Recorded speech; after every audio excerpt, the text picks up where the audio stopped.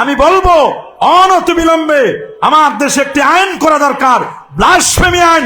আল্লাহ আল্লাহ রসুলের বিরুদ্ধে যারা বাজে মন্তব্য করবে তাদের এই জমিনে যেই পা দিয়ে আল্লাহর কোরআনকে লাথি মারবে, এই পা এই জমিনে দিয়ে কখনো চলতে পারে না। কথা বলো। এই পা নিয়ে যেন জমিনে চলতে না পারে, এই দায়িত্বটি রাষ্ট্রের। কিন্তু রাষ্ট্র যদি ব্যর্থ হয়, জনগণ যেন আইন যেন হাতে তুলে নিতে বাধ্য না হয়, এটাও রাষ্ট্রকে খেয়াল করতে হবে। কথা বলেন।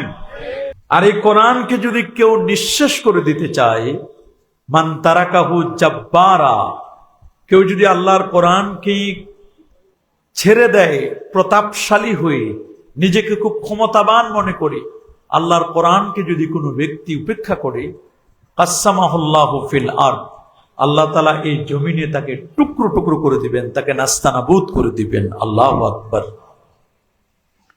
আমরা আগে শুনতাম যে কোরআন মাজিদ, এটার উপর অপমান করত, কোরআনের ব্যাপারে বাজে মন্তব্য করত বিদেশে অমুসলিম রাষ্ট্ররা। কিন্তু আমরা গত কয়েকদিন যাবৎ দেখতেছি আমাদের প্রিয় মাতৃভূমি বাংলাদেশে এক ইউনিভার্সিটির শিক্ষার্থী এবং সাতক্ষীরা অলিয়া উলিয়ার দেশ যেখানে, সেই জায়গায় এক কুলাঙ্গার, এই দুইজনে মিলে এই রিসেন্ট এক সপ্তাহের মধ্যে আমার আল্লাহর আখেরি কালাম পবিত্র কোরআন মাজিদকে ব্যঙ্গ করেছে, কোরআন মাজিদ ছিঁড়ে দিয়েছে। নাউজুবিল্লাহ। এটা কোনো মুসলিম দেখলে এটি কখনো সহ্য করবার নয়। ইসলাম ফোবিয়া, আমরা মনে করতাম যারা বিদেশি তাদের তো ইসলাম ফোবিয়া আছে, এটা একটা রোগ, ইসলামকে সহ্য করতে পারে না। ইসলামকে কেউ সহ্য করতে পারুক চাই না পারুক, ইসলাম আপন মহিমায় এগিয়ে যাচ্ছে, ইসলামকে কি কেউ মিটাই দিতে পারবে? আপনারা শুনলে অবাক হবেন, এই কোরআনকে এই কয়েকটা ইউনিভার্সিটির এগুলো ছাত্র যখনই আল্লাহর কোরআনের উপর আঘাত হানে, আল্লাহর কোরআনকে নিয়ে বাজে মন্তব্য করে, তখনই ইউনিভার্সিটি প্রশাসন একটা কৌশল করছে। কি কৌশল? তারা কৌশলে বলে যে ওটা প্রতিবন্ধী, ওটা ব্রেন সমস্যা, ড্রাগ নেই। ড্রাগ নিয়ে অন্য ধর্মের ব্যাপারে কিছু বলে না, শুধু ইসলাম নিয়ে বলে। কথা বলেন। অন্য ধর্ম নিয়ে কোনো বক্তব্য দেয় না। এগুলো একটা কৌশল, মনে রাখবেন।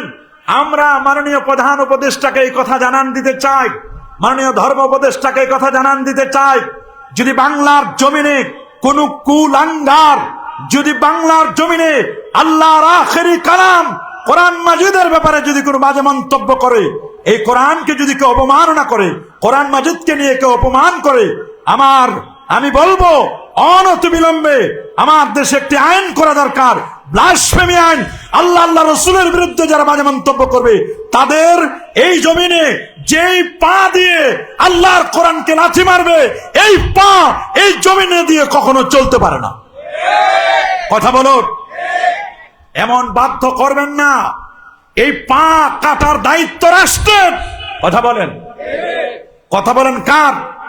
এই পা নিয়ে যেন জমিনে চলতে না পারে, এই দায়িত্বটি রাষ্ট্রের। কিন্তু রাষ্ট্র যদি ব্যর্থ হয়, জনগণ যেন আইন যেন হাতে তুলে নিতে বাধ্য না হয়, এটাও রাষ্ট্রকে খেয়াল করতে হবে। কথা বলেন। জনগণ ধৈর্য ধারণ করছে। যদি এভাবে আল্লাহ এবং আল্লাহ রসুলের বিরুদ্ধে চারণ করা হয়, আল্লাহর আখেরি কালামের প্রতি যদি কেউ বাজে মন্তব্য করে, সেই দিন বেশি দূরে নয়, আমার দেশের পর বিপদ আসবে, আপদ আসবে, দুর্যোগ আসবে। মনে রাখবেন, সেগুলো ঠেকাবার ক্ষমতা তখন রাষ্ট্রের থাকবে না। কথা বলেন। জোরে বলেন। এজন্য জহরাল ফাসাদু ফিল বাররি ওয়াল বাহর বিমা কাসাবাত আইদিন নাস, জলে আর স্থলে যত আপদ আর বিপদ দেখেন, সব হচ্ছে আমাদের হাতের কামাই। সব কাদের কামাই? আমাদের হাতের কামাই। মানুষকে দোষারোপ করে কোনো লাভ নাই।